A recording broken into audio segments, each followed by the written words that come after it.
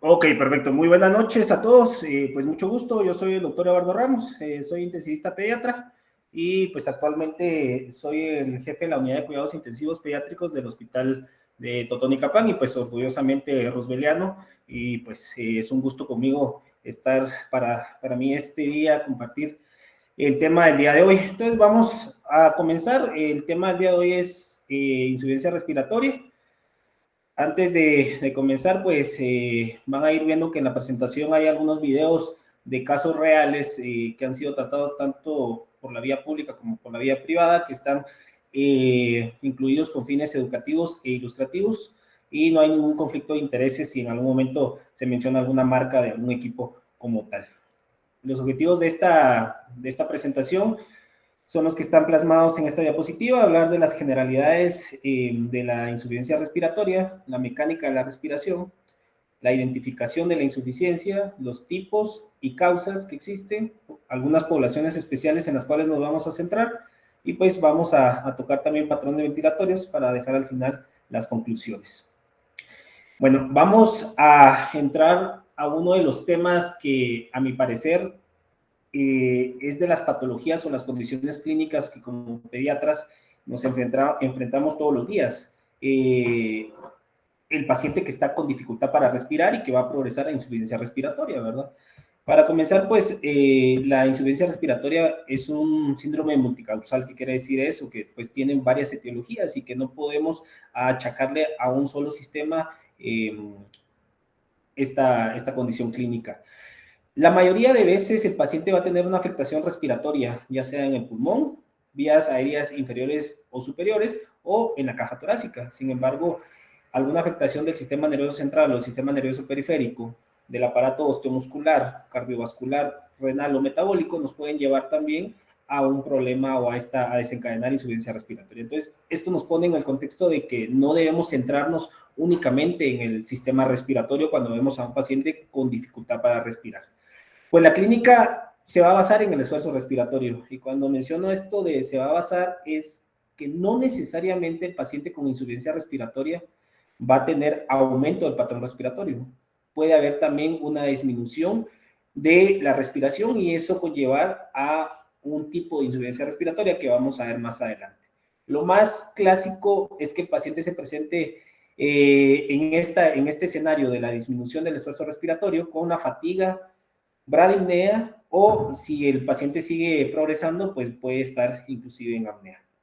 En cuanto a los laboratorios, pues nos vamos a basar en los gases sanguíneos porque como vamos a ver en diapositivas más adelante, los gases sanguíneos sirven para poder clasificar en tipo 1 y en tipo 2 las insuficiencias respiratorias. Van a tener efectos tisulares, en donde evidentemente la hipoxia y la acidosis va a llevar a una alteración en la respiración celular y evidentemente va a tener efectos sistémicos, principalmente cardiovasculares, y si sigue progresando la dificultad puede llevar a disfunción orgánica y muerte si no hay una intervención oportuna, precoz y adecuada. La insuficiencia respiratoria es de las principales causas de paro cardiorrespiratorio según el PALS, y quiero detenerme unos segundos en poder analizar esta parte. El que un niño tenga dificultad respiratoria evidentemente va a llevar a que haya afectación cardiovascular y eso puede llevarlo a desencadenar un paro o un arresto cardiocirculatorio. Es la principal causa de ingreso en las unidades de cuidados intensivos pediátricos y es la principal causa del inicio de ventilación mecánica invasiva. Vamos a reproducir un video. Este chaparrito tenía un diagnóstico de un dengue con signos de alarma y pues como vamos a ver en el video, que yo espero que se pueda ver adecuadamente,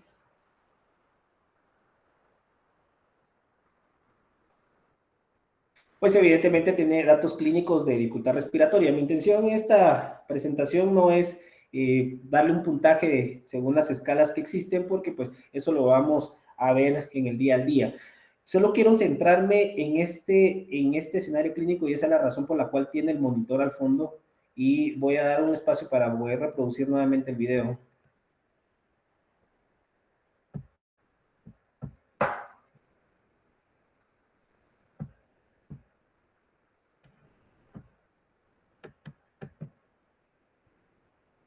Déjenme ver si...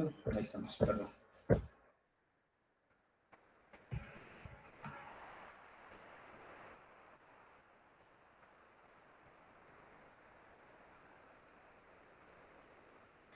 Ok, quería centrarme y me voy a detener en específicamente los datos que nos brinda el monitoreo no invasivo que tenemos al fondo del video. Si se dan cuenta, la frecuencia cardíaca posiblemente para este niño que tenía 3 años y medio puede estar inclusive dentro de un rango aceptable. Sin embargo, la saturación, según el PALS, menciona que una saturación por abajo del 94% se considera como hipoxemia, ¿verdad? Este paciente llega justo al límite del 94%, pero hay una acotación importante que hacer y es que si se dan cuenta ya tiene oxígeno. Automáticamente esto nos pone en el contexto de que este paciente, el tener un suplemento de oxígeno hace de que evidentemente esa saturación sea más baja al aire ambiente. Y otra parte importante es la frecuencia respiratoria de este paciente, 51 respiraciones para el patrón respiratorio que tiene, pues evidentemente lo podemos catalogar como insuficiencia respiratoria. Antes de hablar de los tipos, la clasificación, el diagnóstico y evidentemente el manejo, debemos comprender cómo es que nosotros respiramos de manera fisiológica. Y voy a tomarme 2 o 3 diapositivas para poder explicar esto de la manera más sencilla. ¿Qué es la respiración? Pues la respiración es el movimiento de aire entre dos compartimentos, entre el compartimento de la atmósfera, es decir, el aire ambiente, y el alveolo. Tiene dos componentes, un componente que es activo y un componente que es pasivo. Por eso en esta imagen, en donde en el eje horizontal podemos ver el tiempo, podemos observar que el tiempo para poder expirar conlleva 2 unidades más que el tiempo para inspirar. Y esto sucede porque este es un proceso completamente pasivo. Tanto en ventilación espontánea, como la que estamos haciendo en este momento, como en ventilación mecánica convencional, ¿verdad? Entonces, ¿cómo es que el aire entra en nuestros pulmones? ¿Cómo es que podemos tener llenado pulmonar y alveolar? Pues eso sucede evidentemente en la fase inspiratoria. Cuando el paciente está iniciando a respirar y la glotis se abre, la presión es idéntica en ambas cavidades. Y puse este dibujo para poder ejemplificar este concepto. Si la glotis está abierta al inicio de la inspiración, la presión que está en el aire ambiente, en este caso la atmósfera, suponiendo que estamos a nivel del mar, que la presión es de 760 milímetros de mercurio, es exactamente igual a la presión que está dentro de los pulmones, exactamente los 760 milímetros de mercurio. Y si regresamos a nuestras clases de la facultad de la fisiología, nos dice que los gases se mueven por gradientes de presión. Pero ¿cómo es que se puede mover el aire si es exactamente la misma presión que hay en la atmósfera y que hay dentro de los pulmones? Pues todo el trabajo lo lleva evidentemente el movimiento diafragmático. Y es por eso que el diafragma es el responsable del 80% de la inspiración. Es un músculo que evidentemente consume energía, consume ATP, y es ahí donde uno entiende por qué razón un paciente que tiene parálisis diafragmática se ve comprometido significativamente su respiratorio, porque estamos sacrificando ese músculo que participa activamente en la inspiración. Entonces, el diafragma se contrae, desciende a la cavidad abdominal y automáticamente eso hace que la presión pleural, que en reposo es de menos 5 centímetros de agua, se vuelva más negativa.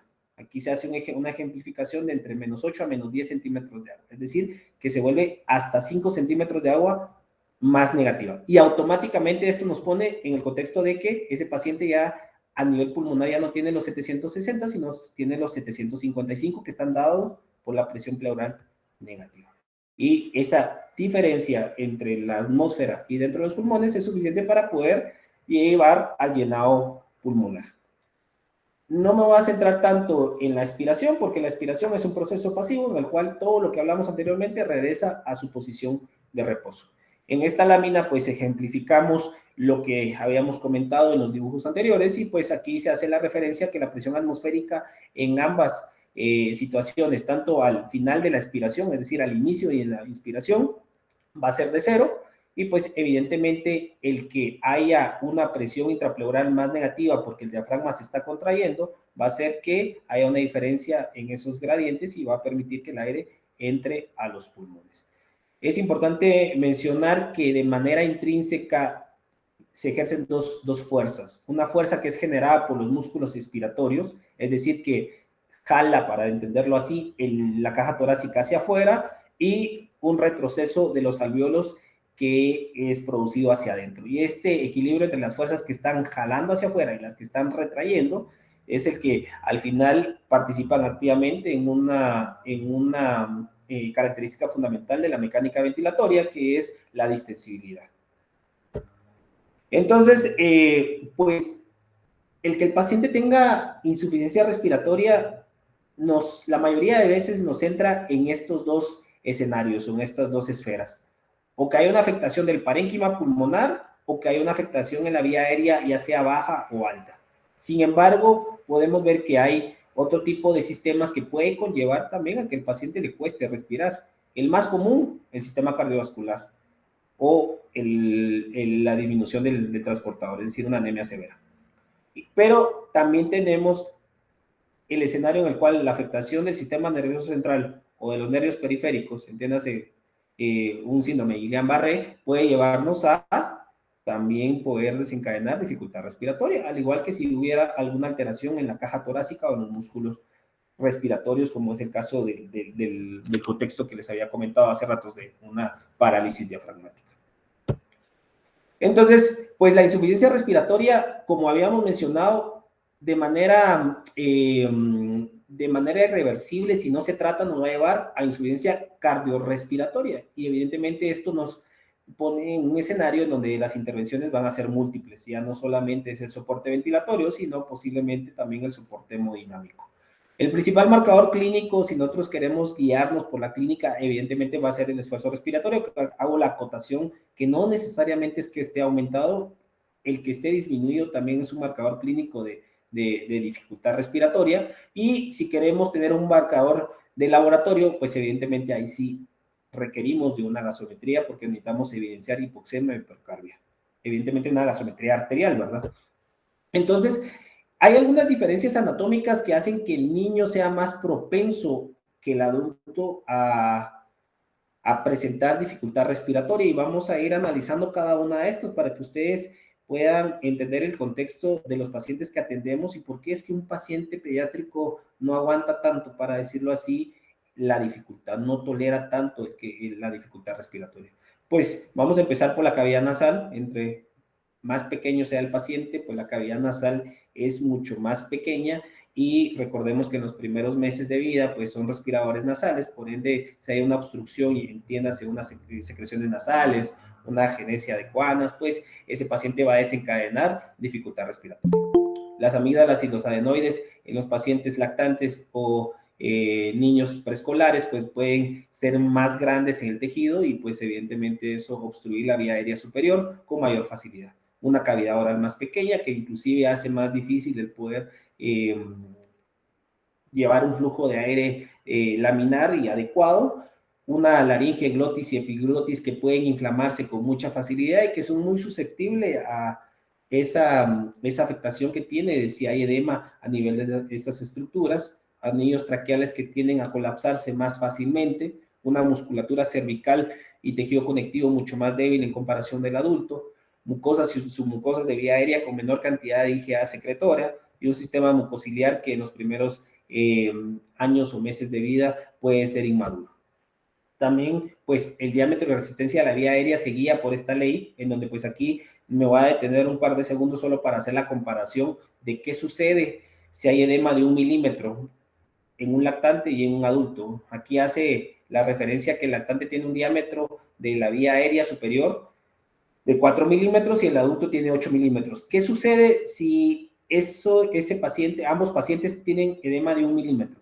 Pues evidentemente el lactante va a tener un aumento de la resistencia hasta de 16 veces en comparación de 3 veces que presenta el adulto, y el área transversal, es decir, el área que existe en esta región, se va a ver reducida hasta un 75% en comparación al 44% que sucede en el adulto. Eso con el mismo diámetro de edema, o sea, el milímetro de edema que va a haber en la vía aérea. Entonces, esto nos hace entender por qué el paciente es muy susceptible a esos cuadros de epiglotitis o CRUP que puedan ustedes en algún momento atender en el área de urgencias. las trompas de Eustaquio que tienden a colapsarse más, el tórax en tonel, que también es una de las características anatómicas de la caja torácica, una respiración diafragmática, que era algo de lo que hablábamos cuando mencionábamos la fase inspiratoria, una caja torácica más cartilaginosa y evidentemente una menor distensibilidad pulmonar. También recordemos que la capacidad pulmonar total y residual es mucho menor que en el adulto. Hay una menor alveolización, si ustedes recuerdan las fases de las ramificaciones alveolares, pues la última fase es la de alveolización o alveolar, y esa se llega a completar entre los 3 y 4 años de edad. Entonces, pues, entre más pequeño sea el paciente y tenga una afectación pulmonar, evidentemente se va a ver retrasada esa fase de maduración. Una mayor colapsabilidad alveolar porque hay menos poros de Kohn y canales de Lambert, un centro respiratorio inmaduro, que esto es principalmente en neonatos, principalmente prematuros, un mayor consumo basal y tienen frecuencias cardíacas y respiratorias mayores a las basales en comparación de adulto, y evidentemente toda la inmadurez, no solamente humoral, sino celular, lo compromete a tener infecciones más graves y de manera sistémica, ¿verdad? Entonces, pues aquí les tengo la típica imagen que nos enseña los volúmenes y las capacidades pulmonares. Recordemos que los volúmenes se definen como el volumen tidal, el volumen de reserva inspiratorio, el volumen de reserva expiratorio y el volumen residual, ¿verdad? Y la suma de dos o más volúmenes conforman una capacidad. La capacidad que más nos interesa, principalmente cuando estamos viendo a un paciente que tiene dificultad respiratoria, evidentemente la capacidad residual funcional, que está dada por el volumen de reserva expiratorio y el volumen residual, esa cantidad de aire que no logra salir en los pulmones. Y como vamos a ver en el video,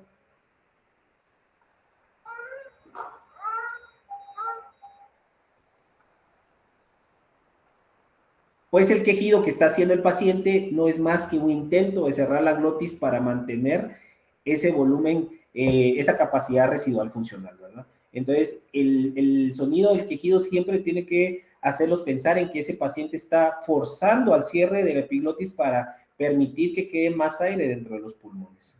Existen escalas que ya están bien establecidas, que no me voy a detener tanto en estos, la de Downes y la de Silverman, realmente la que ustedes utilicen siempre y cuando la interpretación y evidentemente las intervenciones sean a tiempo, no tiene tanta relevancia, no importancia, sino relevancia en el pronóstico y en el desenlace del paciente. No quiero decir que no los utilicen, sino que si la van a utilizar, es importante hacer un seguimiento de si hay una disminución en la escala de que hayan decidido utilizar y evidentemente guiar de acuerdo al puntaje que tenga el paciente las acciones a seguir. Entonces, ya entrando directamente a qué tipos de insuficiencias respiratorias hay, de manera general se mencionan dos tipos de insuficiencia. Un tipo 1, que es una hipoxémica, y un tipo 2, que es una hipercárbica. Y pues evidentemente, como todo en medicina, siempre va a haber algún componente mixto, ¿verdad? Entonces, el tipo 1, básicamente lo que va a estar afectado es la PO2.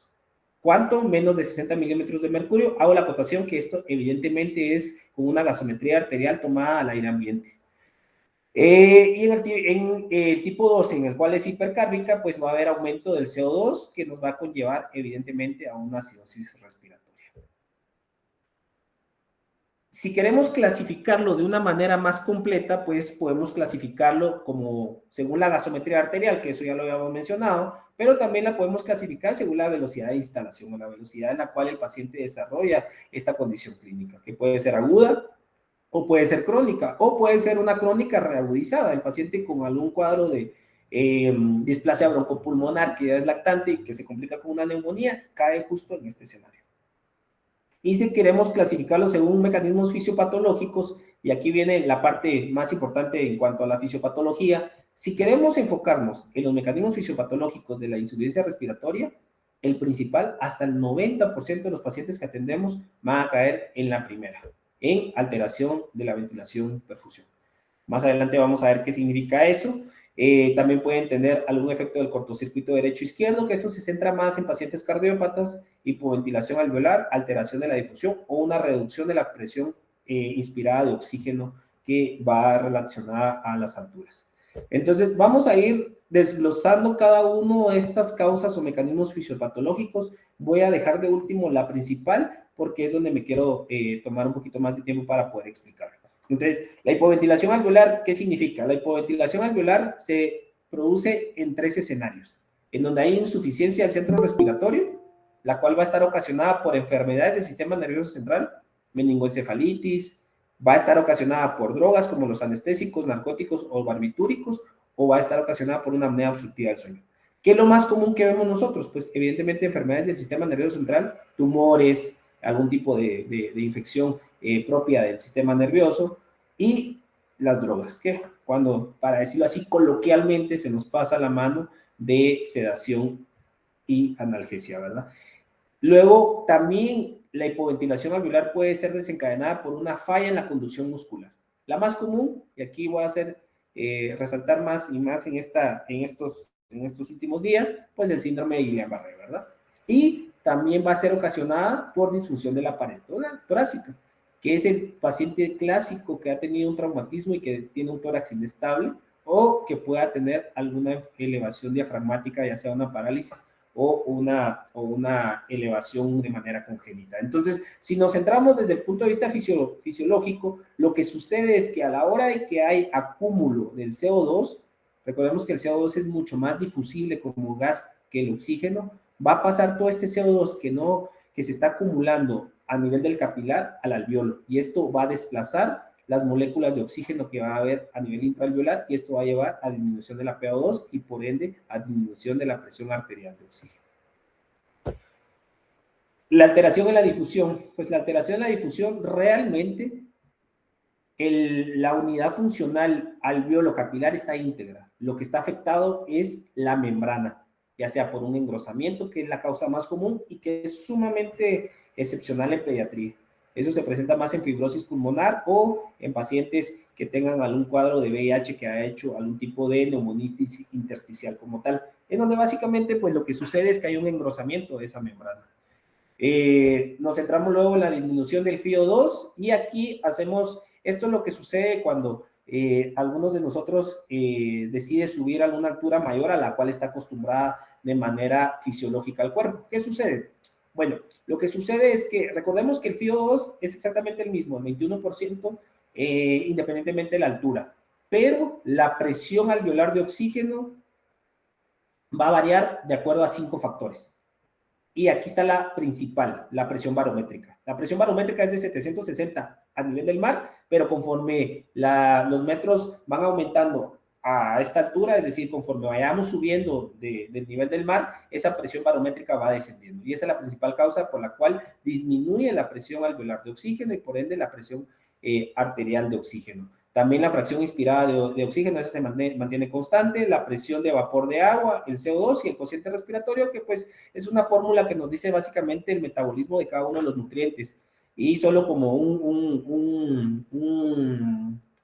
como una acotación ahí, esto es lo que nos interesa para cuando manejamos a un paciente neumópata crónico. Los carbohidratos son los que dan un mayor cociente respiratorio, dan de 1 a 1, las grasas dan de 0.7 y las proteínas de 0.8, por eso es que tratamos que los pacientes neumópatas crónicos tengan una dieta a base de lípidos y proteínas, porque son los que producen menos CO2 como tal, ¿verdad? Bueno, y pues nos vamos ahorita a la principal causa de dificultad respiratoria y de hipoxemia, ¿verdad? Que es el desequilibrio entre la ventilación y perfusión. Y ustedes me dirán, doctor, ¿a qué se refiere con eso? Pues básicamente la alteración de la ventilación-perfusión nos pone en dos contextos. En la parte central de esta imagen nos muestra un alveolo en el cual está permeable y el oxígeno está entrando adecuadamente, y un capilar que tiene tanto oxígeno como CO2 y que está permeable. Es decir, que en el centro está lo que se considera normal. En el lado izquierdo de la pantalla tenemos lo que se conoce como un cortocircuito, es un shunt, en donde básicamente lo que vamos a tener, si se dan cuenta, es una mala ventilación. Es decir, el oxígeno no logra llegar al alveolo. Y el ejemplo de aquí abajo yo creo que lo grafica de mejor manera. Recuérdense que cuando hablamos de un cortocircuito, un shock pulmonar, el alveolo puede estar ocupado por agua, el típico paciente que tiene edema agudo del pulmón. Se me viene a la mente ahorita en los años de residencia el paciente nefrópata que no va a su hemodiálisis o que se tomó un poco más de líquido de lo que había aconsejado el nefrólogo y pues cae en este contexto donde hay acumulación de líquido a nivel intraalveolar. Pero también puede pasar el paciente que tenga algún tipo de hemorragia pulmonar y que esté ocupado por glóbulos rojos o por algún detrito celular o material inflamatorio, como es el típico caso de las neumonías, ¿verdad? Entonces, todo esto que nos va a llevar a una afectación en la ventilación porque no hay ocupación alveolar como tal y no permite que el oxígeno entre, se conoce como cortocircuito pulmonar. Y en su contraparte está lo que se conoce como espacio muerto. Y el espacio muerto es un alveolo que está bien ventilado, pero que está mal perfundido. Y aquí mencionan que la principal causa es el tromboembolismo pulmonar, sumamente excepcional en pediatría, sumamente rarísimo el caso, en donde pues se puede haber un trombo que va a afectar la circulación del capilar. Pero que sí es muy común y que nos lleva a un espacio muerto, el choque. Un estado de hipoperfusión en donde hay una disminución de la volemia va a hacer que el diámetro de estos capilares sea reducido y se vea comprometido y el choque se comporta se comporta como un desequilibrio de la ventilación-perfusión, específicamente aumentando el espacio muerto. ¿Y qué otra cosa ocasiona también espacio muerto? Evidentemente la sobredistensión. La sobredistensión en donde el alveolo está siendo llenado excesivamente de volumen o de aire, para entenderlo así, y para entenderlo está apachando el capilar y evidentemente está reduciendo el flujo sanguíneo de este capilar. En cuanto a las manifestaciones clínicas, pues vamos a hacer una diferenciación si es un tipo 1 o un tipo 2. ¿Por qué razón? Porque la hipoxemia generalmente lo que va a ocasionar en el niño va a ser irritabilidad y ansiedad. El paciente que está hipoxémico va a estar irritable como manera o como manifestación neurológica principal.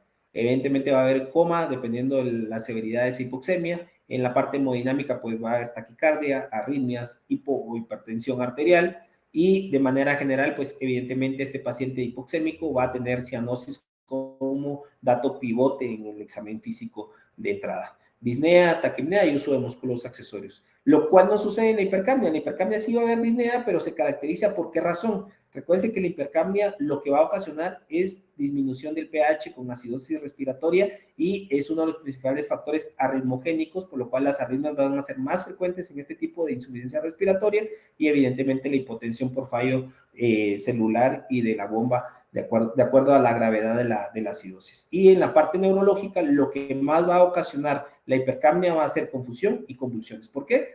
Porque va a haber vasodilatación de la circulación o de toda la vasculatura cerebral. Recuérdense que la vasculatura cerebral es muy dependiente a los niveles de CO2. Si el CO2 aumenta, lo que va a ocasionar es vasodilatación, y si el CO2 baja, lo que va a ocasionar es vasoconstricción a nivel de la vasculatura cerebral, que pues eso es importante entenderlo, principalmente cuando uno va a tratar a un paciente con trauma de cráneo encefálico y quiere mantener una presión de perfusión cerebral adecuada. En cuanto al tratamiento, pues en el tratamiento, la verdad es que si bien la clase se titulaba manejo de la insuficiencia respiratoria, yo no quiero detenerme tanto en el tratamiento porque la próxima clase va a ser de uso de alto flujo y ventilación no invasiva, y si se dan cuenta eso entra dentro del tratamiento, y pues tengo entendido que van a tener también una clase de ventilación mecánica invasiva, que pues evidentemente es parte también del tratamiento. Entonces, pues lo que hay que hacer con el paciente que tiene insuficiencia respiratoria va a ser evaluar muy bien qué paciente se le pueda poner un oxígeno con dispositivo de bajo o alto flujo, entiéndase una cánula nasal o una mascarilla simple o con reservorio, o qué paciente ya necesitamos un dispositivo mucho más avanzado, entiéndase un dispositivo de alto flujo, una ventilación no invasiva tipo BiPAP, CPAP o intubar al paciente. Pero lo que sí me quiero centrar, porque es algo que muchas veces dejamos a un lado, es esto, ¿sí? El confort del paciente. El simple hecho de mantener irritable y con dolor a un paciente puede aumentar hasta el 30% del gasto metabólico. Es decir, que si el paciente de por sí ya está con dificultad o ya está cayendo a esa rayita de insuficiencia respiratoria y lo dejamos llorar o tiene dolor, o nuestras intervenciones tan simples como poner una sonda orogástrica, tomar un examen de laboratorio, canalizarlo, puede aumentar de manera drástica y de manera aguda esa dificultad. Entonces, yo sí los exhorto siempre a que el paciente que tenga dificultad respiratoria esté lo más confortable posible, aliviar la ansiedad y evidentemente disminuir la fiebre. Aquí quiero hacer la acotación porque pues esa parte creo que a través de los años y la experiencia uno va sabiendo qué paciente le puede pasar una dosis baja de benzodiazepinas o u opiáceos y poder aliviar esa dificultad respiratoria y tener una decisión mucho más objetiva en base al patrón respiratorio basal. Pero pues si eso se hace de manera al azar, sí evidentemente nos va a llevar a que si se damos a un paciente que está en esa pequeña, en ese límite de caer a necesitar una ventilación invasiva, lo que vamos a hacer es deteriorar más su patrón respiratorio y si no tenemos todo para proteger vía aérea, pues nos va a llevar a un paro cardiorrespiratorio y por eso es que quería hacer esa acotación, ¿sí? Yo los exhorto siempre a que el paciente esté lo más tranquilo posible, sin fiebre y sin dolor, si se pudiera, ¿verdad? Si nos enfocamos en el manual del soporte avanzado pediátrico de la AJA, pues ellos nos dicen que la insuficiencia respiratoria va a ser ocasionada por 4 trastornos. O sea, ellos no se complican tanto en la parte de que si un paciente tiene dificultad respiratoria es por 4 causas. O porque tiene obstrucción de la vía aérea superior, o porque tiene obstrucción de la vía aérea inferior, porque tiene enfermedad del tejido pulmonar o que tiene el control respiratorio afectado. Y en base a eso, pues vamos a centrar nuestro manejo, ¿verdad? Si tenemos una obstrucción de la vía aérea superior, ¿qué hacemos? Pues liberar secreciones, cuerpos extraños, pues si tenemos un cuadro de una epiglotitis o un CRUP, pues adrenalina racémica, adrenalina muscular, si es un cuadro de un angioedema o un choque anafiláctico, esteroides, heliox, oxígeno, beta-2 agonistas, una cánula laringea o valorar un dispositivo como un CPAP, BiPAP o intubar al paciente. Si es una enfermedad del tejido pulmonar, pues aquí nos vamos a centrar en lo que está afectado es el parénquima. Y pues eso, básicamente se trata siempre con ventilación, ya sea no invasiva o invasiva. Y un control respiratorio alterado, pues eso lo podríamos englobar entre las causas en donde hay hipoventilación alveolar. Es exactamente lo mismo, ¿verdad? Entonces no me quise centrar tanto en el manejo porque pues vamos a tener aquí algunos ejemplos más gráficos. Y no sé si se va a poder escuchar el audio, pero les quería mostrar. Vamos a ver si puedo.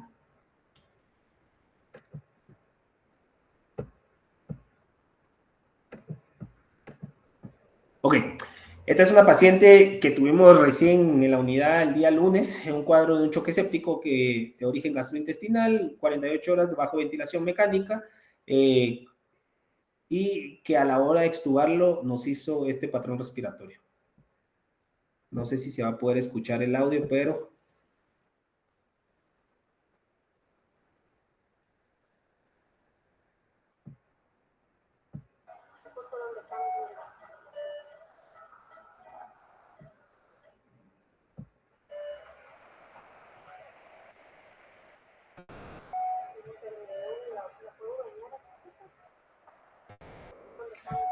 Ok, no sé qué tan bien se escucha el audio, pero básicamente lo que tiene esta niña, evidentemente, es un estridor inspiratorio. Siempre que tengan un paciente con un estridor inspiratorio, piensen en obstrucción de vía aérea. Si ese estridor es bifásico, ese paciente tiene un cuerpo extraño y eso sí es urgente. Después de 24 horas de manejo, como pueden ver ustedes ahí en la imagen con adrenalina convencional, porque no tenemos actualmente racémica, el uso de dexametasona y pues evidentemente un dispositivo de alto flujo, 24 horas después, esta es la paciente.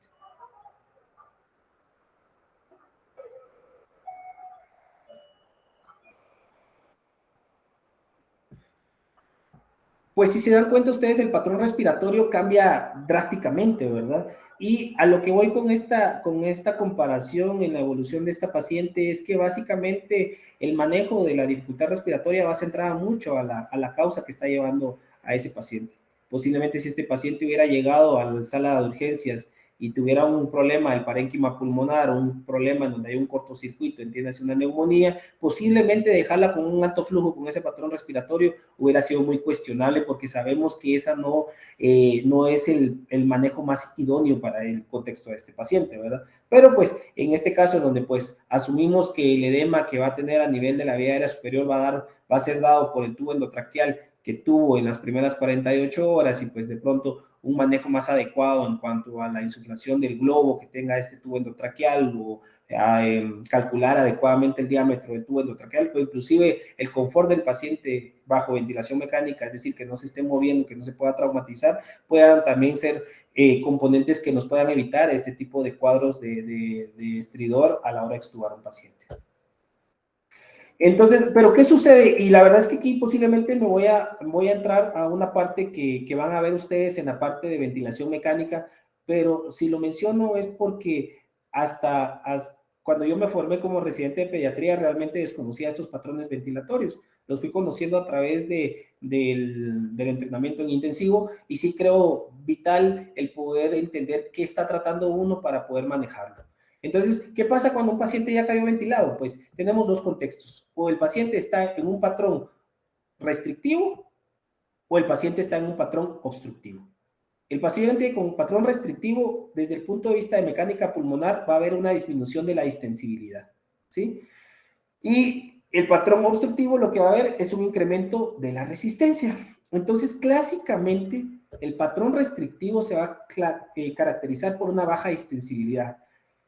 Y si hablamos de distensibilidad, pues básicamente la distensibilidad es el cambio de volumen por un cambio de presión, un delta de volumen por delta de presión. Si uno quiere entenderlo de manera más sencilla es, si yo tengo un globo, tengo una vejiga, si le meto más presión, si soplo más fuerte que lo esperado, que en determinado momento a más presión va a inflarse más, ¿verdad? O sea, a mayor presión uno lo que espera es mayor entrada de volumen. Cuando eso se ve afectado, se trata de un patrón restrictivo. ¿Cómo se caracteriza un patrón restrictivo desde el punto de vista radiológico? Como ustedes lo ven en la imagen, infiltrados, básicamente, ¿sí? La patología prototipo o clásica que define un patrón restrictivo es el SRA, el síndrome de dificultad respiratoria aguda, pero pues también una neumonía, una enfermedad de membrana dianina, si fuera neonato, pues cae en un patrón restrictivo. ¿Y qué hace uno desde el punto de vista ventilatorio con estos pacientes? Pues lo que queremos es recuperar esa capacidad residual funcional que evidentemente va a verse afectada. Y la piedra angular del tratamiento de un patrón restrictivo va a ser el PEP. ¿Por qué? Porque el PEP, desde el punto de vista de ventilación mecánica, es el parámetro que mejora la capacidad residual funcional. Y en la contraparte, cuando hay un patrón obstructivo, lo que va a estar afectada es la resistencia. Es decir, que va a haber alta resistencia. Y la resistencia desde el punto de vista de fórmula es el flujo por la presión, ¿sí? Entonces, ¿cómo se va a ver el paciente que tenga un problema obstructivo? Pues lo que vamos a ver es un pulmón, para decirlo así, negro, ¿verdad? Si quiere ser uno más técnico, pues evidentemente va a haber sobredistensión pulmonar, aplanamiento costal, aplanamiento de las escápulas diafragmáticas, y la patología clásica que nos va a llevar a una enfermedad obstructiva es el asma, pero también la bronquiolitis o toda aquella neumonía que va a tener broncoespasmos. Y si nosotros tenemos a este paciente que pues van a escuchar ustedes que ventilar un asmático es lo que uno nunca quisiera hacer, pues lo que tenemos que prevenir en estos patrones es prevenir la insuflación dinámica, es decir, que haya sobredistensión pulmonar y eso se produce o eso se trata con frecuencias respiratorias bajas, PEP bajos y tiempos respiratorios prolongados, más evidentemente todo el uso de beta 2, no sé, sulfato de magnesio, aminofilina, de acuerdo a la escuela en la cual le haya recomendado el uso de estos medicamentos, pueden servir para disminuir esa insuflación dinámica que existe, ¿verdad? No me voy a meter tanto a ventilación mecánica porque no es el tema de hoy, ¿verdad? Entonces, pues este es un repaso rápido del manejo de la insuficiencia respiratoria y pues realmente ahorita quise dedicar tres diapositivas a poblaciones especiales de pacientes que tienen dificultad respiratoria y que progresan en insuficiencia. Evidentemente el paciente neurológico en el cual haya un pobre control del centro respiratorio y aparte de eso tenga una enfermedad del parénquima pulmonar, es un paciente que nos pone en un contexto completamente distinto. Vamos a hacer un ejemplo clásico. Paciente con parálisis cerebral infantil que tiene una neumonía, ¿sí? Ese paciente no solamente va a tener, desde el punto de vista fisiopatológico, alteración del centro respiratorio, sino también va a tener una afectación de la ventilación perfusión. Y evidentemente ese paciente tiene mayor riesgo de insuficiencia respiratoria. Es el paciente que no nos va a dar señales, no nos va a avisar en qué momento esa insuficiencia puede progresar hasta que sea demasiado tarde y por eso posiblemente en estos pacientes hay que individualizar los casos y ser un poquito más intuitivo y ser un poquito más anticipatorio, no reactivo tanto, es decir, cuando el paciente ya está en una franca insuficiencia, pues es muy fácil poder intubarlo. La intención en la etapa en la que están ustedes es que sean mucho más anticipatorios y proactivos, ¿verdad? Que el ejemplo clásico, pero también, y me quise tomar estas 3 diapositivas en una población que realmente a mí en lo particular me apasiona, y fue por la razón por la cual hice intensivo cardiovascular después, y es el paciente cardiópata, ¿verdad? Desafortunadamente, y lo digo porque pues aquí en el interior, la parte de pensar que un paciente cardiópata sea llevado a cirugía, pues se ve todavía un poco lejana, para decirlo así. Lo que se ha logrado hacer en el Seguro Social de aquí de Shela es, pues de pronto llevar a pacientes a ligaduras de conductos arteriosos, pero ya llevar a un paciente que requiera bomba de circulación extracorpórea y todo el equipo de cirugía cardiovascular todavía lo vemos muy lejano. Pero pues uno se topa con estos casos y seguramente ustedes también se van a encontrar con estos casos porque en algún momento nosotros también pasamos por eso, ¿sí? Entonces, pues llega un lactante, bueno, una paciente de 2 años, 4 meses de vida con esta placa a la emergencia. Entonces nos llegó al hospital de Toto hace más o menos unos 10 días, ¿verdad? Una paciente que no tenía seguimiento como tal, desde el punto de vista médico, y pues llega con esta radiografía, ¿verdad? Un Silverman de 6 puntos y un soplo sistólico continuo multifocal grado 4 de 6. Qué lástima que no estoy ahí de manera presencial, pero pues mi primera pregunta sería, ¿qué piensan con este soplo sistólico continuo? Y con esta imagen que pues dejemos de un lado los infiltrados que claramente trae, sino enfoquémonos un poquito en la silueta cardíaca, trae una cardiomegalia evidente, ¿verdad? Entonces, pues este paciente tenía esta clínica, o sea, si lo reproduce, perdón. Vamos a ver, denme un segundito. Tenía esta clínica.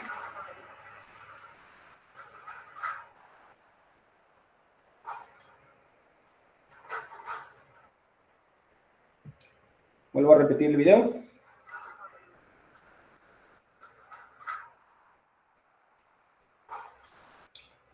Y me voy a detener un paso para atrás para poder enfocarme en el diagnóstico cardiológico de esta paciente. Pero antes de eso, vamos a describir esta radiografía. Fuera de la tecnicidad, es una proyección anteroposterior, posiblemente está rotada. Me voy a enfocar básicamente en el parénquima pulmonar y en la silueta cardíaca. Este paciente tiene infiltrados claros que a mí me hacen pensar en que esta cardiopatía sea de hiperflujo pulmonar. ¿Por qué? Porque tiene aumento en la trama vascular bilateral. Posiblemente el lado izquierdo es mucho mayor que el lado derecho, pero pues es una cardiopatía de hiperflujo. Y si me dicen que es un soplo sistólico continuo multifocal, que aquí me mete un poquito de ruido, pues uno lo que piensa que es un conducto arterioso, ¿verdad? Un conducto arterioso que no fue diagnosticado en la etapa de atención primaria o en la etapa de atención en el recién nacido, o que no tuvo un seguimiento por un médico y que pudo haber escultado ese soplo, y que después de 2 años, 4 meses nos llevó a una paciente que tiene dilatación de cavidades izquierdas, y por eso es que ven ustedes una silueta cardíaca tan elevada, y que no solamente tiene la dilatación de cavidades izquierdas por la sobrecarga de volumen, sino que también tiene insuficiencia mitral y aórtica secundaria a esa sobrecarga, ¿verdad? Y evidentemente tiene hipertensión pulmonar. ¿La hipertensión pulmonar de qué tipo? Pues una hipertensión pulmonar de hiperflujo, se ve, para definirlo así, ¿verdad? Entonces, pues esto nos pone en un contexto completamente distinto. ¿Por qué razón? Y ahorita lo vamos a ver. Y me voy a centrar en la hipertensión pulmonar, ¿sí? En esta paciente que tiene hipertensión pulmonar por hiperflujo. Esta es una imagen en 3D del ventrículo derecho y del ventrículo izquierdo. Y aquí viene mi primer cambio de paradigma. Uno siempre le ha enseñado que el corazón es una única cavidad con 4 cámaras, 4 válvulas y ya. Pero el ventrículo derecho y el ventrículo izquierdo son estructuras completamente distintas, pero que a la vez comparten una estructura en común, que es el septum interventricular. Si la presión pulmonar aumenta, evidentemente va a aumentar de manera retrógrada la presión en el ventrículo derecho. Este ventrículo derecho, para decirlo así, se va a poner gordo, se va a dilatar, se va a hinchar, y va a desplazar el septum interventricular hacia la izquierda. Y a la hora que desplaza este septum interventricular a la izquierda, ya no hay tanto espacio del ventrículo izquierdo para la misma cantidad de sangre que debería entrar en ese ventrículo. ¿Y eso cómo se conoce? Se conoce como un fenómeno de interdependencia biventricular, ¿sí? Y aquí hacen otra vez la acotación, ¿sí? El ventrículo derecho en forma de semiluna, en el cual pues está sometido a un aumento de la poscarga, es decir, a hipertensión pulmonar en este caso, y desplaza el septum interventricular al ventrículo izquierdo, ¿sí? ¿Y por qué quise poner este ejemplo? Porque es el ejemplo clásico que les va a llegar. El paciente que aumenta las resistencias vasculares porque tiene una neumonía, o sea, el simple hecho de tener una neumonía va a aumentar de manera intrínseca las resistencias vasculares pulmonares, y si de por sí ese paciente tiene hiperflujo pulmonar, ya tuvo cambios en la remodelación de la vasculatura pulmonar y por ende va a tener hipertensión pulmonar, va a exacerbar más esa hipertensión pulmonar y nos va a llevar a tener un compromiso cardiovascular. Y esto se conoce como interacciones orgánicas o interacciones cardiopulmonares. Y pues ya cuando uno mira cada uno de los temas, pues uno se da cuenta que cada uno de los órganos de nuestro cuerpo tienen una interacción muy cercana, aunque estén lejanos desde el punto de vista de distancia en el cuerpo, ¿verdad?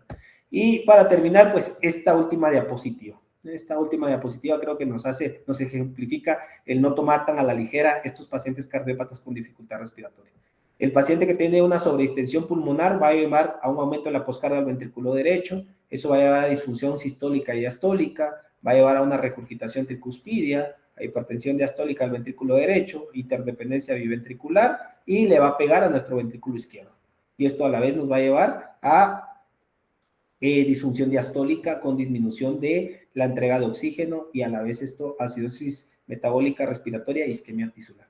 Pues ya esta diapositiva ya se vuelve un poquito más compleja para poder entenderlo, y con esta quería terminar para pues no complicar más y no espero llegar a completar los objetivos de esta presentación. No sé si alguien tiene una pregunta.